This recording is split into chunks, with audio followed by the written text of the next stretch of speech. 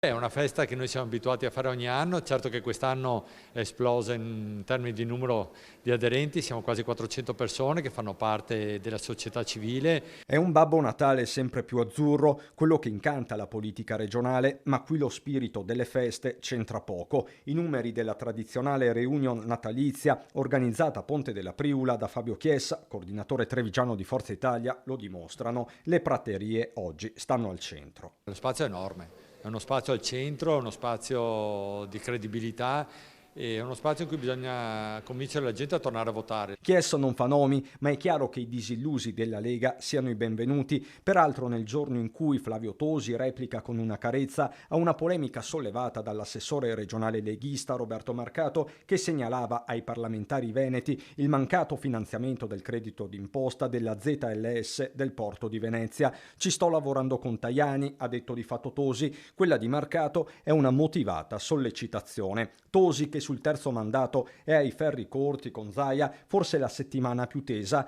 Luca De Carlo, numero uno dei meloniani, osserva, ma fino a un certo punto. Tra due litiganti spero sempre che goda il terzo.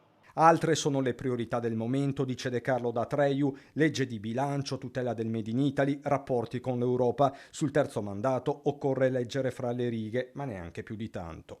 E credo che dopo aver governato bene per tanti anni si possa anche pensare di dedicarsi non solo ad altro, ma anche di capire se ci sono altre energie disponibili sul territorio che magari riescono a dare nuova linfa. Però, insomma, non credo debba essere per forza la legge a disciplinarle, ma credo che sia l'opportunità politica, il buon senso, gli stimoli che ciascuno di noi può o non può avere.